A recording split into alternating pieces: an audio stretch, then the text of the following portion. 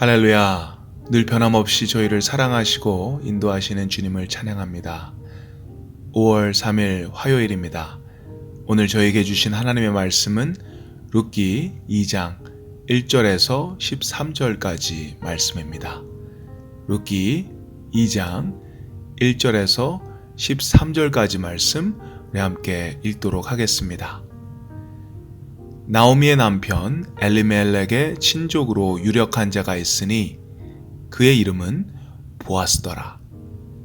모압 여인 룻이 나오미에게 이르되 원하건대 내가 밭으로 가서 내가 누구에게 은혜를 입으면 그를 따라서 이삭을 줍겠나이다 하니 나오미가 그에게 이르되 내 딸아 갈지어다 하매 룻이 가서 베는 자를 따라 밭에서 이삭을 줍는데 우연히 엘리멜렉의 친족 보아스에게 속한 밭에 이르렀더라. 마침 보아스가 베들레헴에서부터 와서 베는 자들에게 이르되 여호와께서 너희와 함께 하시기를 원하노라 하니 그들이 대답하되 여호와께서 당신에게 복 주시기를 원하나이다 하니라. 보아스가 베는 자들을 거느린 사환에게 이르되 이는 누구의 소녀냐 하니 베는 자를 거느린 사환이 대답하여 이르되 이는 나오미와 함께 모압 지방에서 돌아온 모압 소녀인데 그의 말이 나로 베는 자를 따라 단 사이에서 이삭을 줍게 하소서 하였고 아침부터 와서는 잠시 집에서 쉰 외에 지금까지 계속하는 중이니이다. 보아스가 룻에게 이르되 내 딸아 들으라. 이삭을 주우러 다른 밭으로 가지 말며 여기서 떠나지 말고 나의 소녀들과 함께 있으라. 그들이 베는 밭을 보고 그들을 따르라. 내가 그 소년들에게 명령하여 너를 건드리지 말라 하였느니라. 목이 마르거든 그릇에 가서 소년들이 길어온 것을 마실지니라 하는지라. 룻이 엎드려 얼굴을 땅에 대고 절하며 그에게 이르되 나는 이방 여인이거늘 당신이 어찌하여 내게 은혜를 베푸시며 나를 돌보시나이까 하니 보아스가 그에게 대답하여 이르되 내 남편이 죽은 후로 내가 시어머니에게 행한 모든 것과 내 부모와 고국을 떠나 전에 알지 못하던 백성에게로 온 일이 내게 분명히 알려졌느니라. 여호와께서 내가 행한 일에 보답하시기를 원하며 이스라엘의 하나님 여호와께서 그의 날개 아래에 보호를 받으러 온 내게 온전한 상 주시기를 원하노라 하는지라.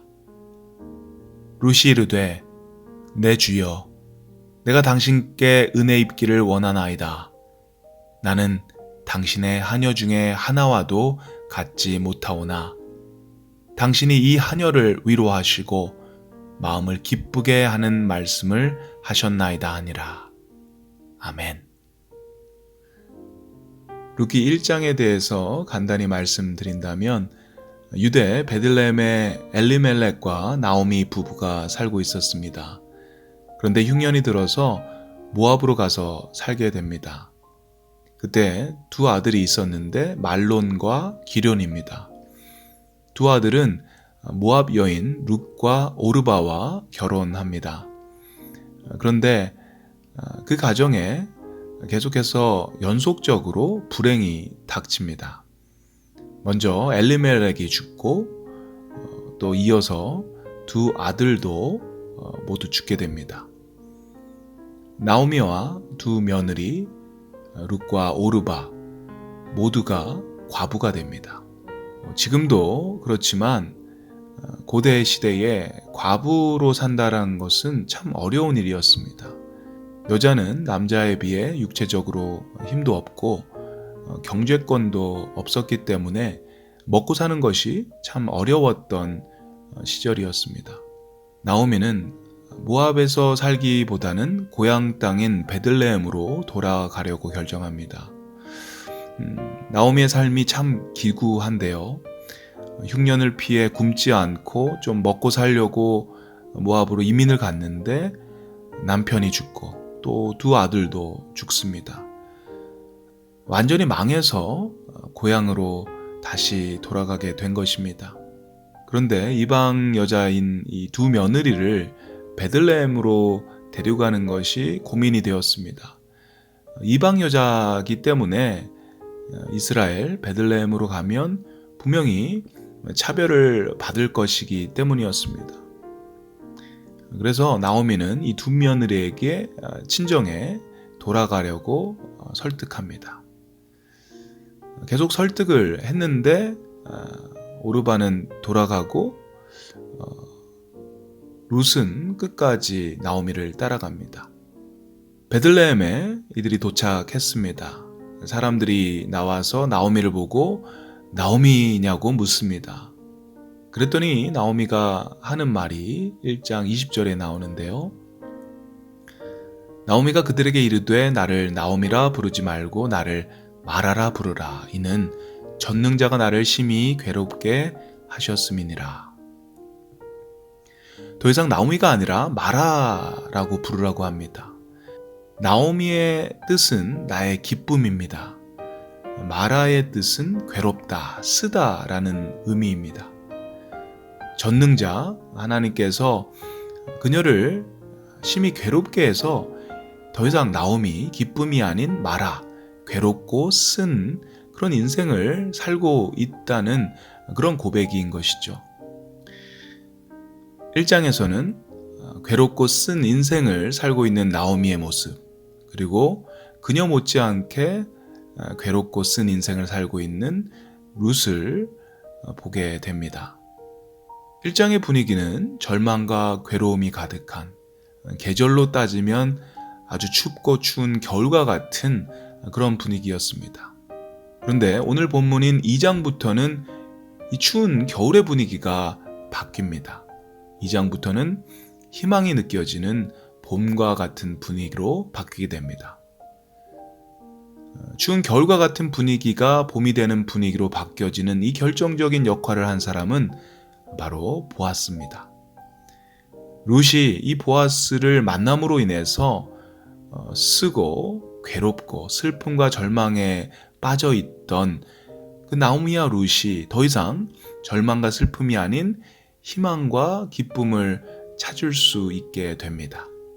룻이 이 보아스를 만남으로 인해서 슬픔과 절망에 있던 나오미와 룻의 삶이 더 이상 절망과 슬픔이 아닌 희망과 기쁨을 찾을 수 있게 되는 것을 이 룻기서를 보면 알 수 있습니다. 이 보아스가 누구인지 1절 말씀해 보시면 이 보아스에 대한 설명이 나오는데요. 보아스는 모압에서 죽은 나오미의 남편 엘리멜렉의 친족입니다. 그리고 그는 아주 유력한 사람이라고 하는데요. 재력과 사회적인 영향력이 아주 많은 사람이란 그런 의미입니다.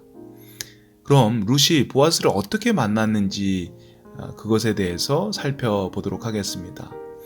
2절을 보시면 모압 여인 룻이 나오미에게 이르되 원하건대 내가 밭으로 가서 내가 누구에게 은혜를 입으면 그를 따라서 이삭을 줍겠나이다 하니 나오미가 그에게 이르되 내 따라 갈지어다 하매 룻은 생계를 위해서 자신이 밭으로 나가겠다고 이야기합니다. 거기 가서 떨어진 이삭을 줍겠다고 하는 것입니다. 1장 22절에서 말씀했듯이 그들이 보리 추수 시작할 때에 베들레헴에 이르렀기에 롯은 추수를 하고 있는 밭으로 가서 떨어져 있는 이삭을 줍겠다고 하는 것입니다. 3절을 보시면 룻이 가서 베는 자를 따라 밭에서 이삭을 줍는데 3절을 보시면 룻이 가서 베는 자를 따라 밭에서 이삭을 줍는데 우연히 엘리멜렉의 친족 보아스에게 속한 밭에 이르렀더라. 저는 여기서 우연히라는 말에 밑줄을 그었습니다. 룻은 정말 우연히 엘리멜렉의 친족이었던 보아스의 밭에 이르게 되었다라는 것인데요. 우연히 그렇게 했다라는 이야기를 합니다. 그리고 4절 말씀을 보시면 마침이라는 단어로 시작이 됩니다. 마침 보아스가 베들레헴에서부터 와서, 롯은 우연히 그 밭에 이르렀고 마침 그곳에 보아스가 있었던 것입니다. 그런데 이것이 정말 우연한 일이었을까요? 우연히 어쩌다 보니 이렇게 된 것일까요? 아니죠. 하나님께서 인도하신 것이죠. 우리는 어쩌다가 어떻게 하다가 보니까 우연히 이렇게 됐다, 이런 이야기를 할 때가 있습니다. 하지만 사실 우연이란 말은 우리의 삶 속에 없습니다. 우연처럼 보일 수 있지만 그것은 하나님의 계획이고 섭리입니다. 마태복음 10장 29절 말씀에 참새 2마리가 한 아사리온에 팔리지 않느냐, 그러나 너희 아버지께서 허락하지 아니하시면 그 하나도 땅에 떨어지지 아니하리라, 이렇게 말씀하시죠. 아주 작고 초라한 참새 1마리도 하나님께서 허락하셔야지 땅에 떨어지는 것인데, 하물며 하나님의 자녀인 우리들의 삶은 더욱 그런 것이죠. 하나님께서 우리의 삶을 인도하고 계시는 것입니다. 하나님의 계획 안에, 하나님의 섭리 안에 우리 모두가 있는 것입니다. 우리 삶의 모든 것이 하나님의 계획 안에, 하나님의 섭리 안에, 하나님의 통치 안에 일어나는 것입니다. 오늘 말씀을 보면서 하나님께서는 우리에게 인생은 우연히 없다라고 말씀하시는 것 같습니다. 모압 땅에서 고난과 슬픔을 만나고 다시 고향으로 돌아와서 사람들에게 이제 내 이름은 나오미가 아니다, 마라라고 부르라고 했던 그 쓰디쓴 인생을 경험했던 나오미, 그리고 그녀와 함께 슬픔과 고난에 동참했던 룻을 향해 하나님께서는 너희들의 삶에 결코 우연은 없는 거야. 내가 너희들의 삶을 인도하고 있는 거야. 모든 것이 나의 계획이고 나의 섭리야 라는 그런 메시지를 오늘 본문을 통해서 말씀하시는 것 같습니다. 우리가 볼 때는 우연하고 어쩌다가 일어난 일일 수도 있지만 하나님께서는 이 모든 것을 알고 계시고 또 모든 것 위에 계시는 분이십니다. 때로는 우리가 이해할 수 없어서 그냥 아프고, 또 하나님께서 우리를 떠나신 것 같고 또 우리를 저주하시는 것 같은 그런 생각이 들 때도 있겠지만, 또 그 뒤에 또 하나님의 그 크신 선하신 계획이 있음을 분명히 믿을 수 있는 저희 모두가 되기를 바랍니다. 오늘도 좋으신 주님께서, 우리를 너무나도 사랑하시는 주님께서 선하신 계획으로 우리를 이끌고 계신다라는 사실을 마음속에 새기면서 오늘도 승리하시는 저와 여러분 되시기를 주님의 이름으로 축원드립니다. 우리 함께 기도드리겠습니다. 사랑의 하나님, 감사합니다. 추운 겨울과 같은 인생을 견디며 절망과 슬픔 속에 빠져있던 나오미와 룻에게 보아스라는 봄이 찾아왔습니다. 우연이라고 이야기하지만 이 모든 것은 하나님의 계획이었고 섭리였습니다. 우리 삶에 일어나는 모든 일들이 우연이 아닌 주님의 계획임을 저희가 깨닫게 도와주시옵소서.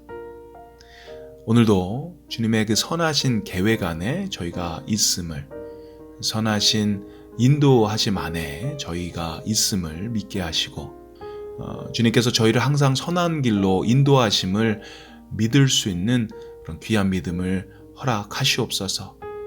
그래서 그 믿음으로 인해 어렵고 슬프고 힘든 삶 가운데서도 희망과 감사를 놓지 않는 저희 모두가 되게 도와주시옵소서. 감사드립니다. 예수님의 이름으로 기도드립니다. 아멘.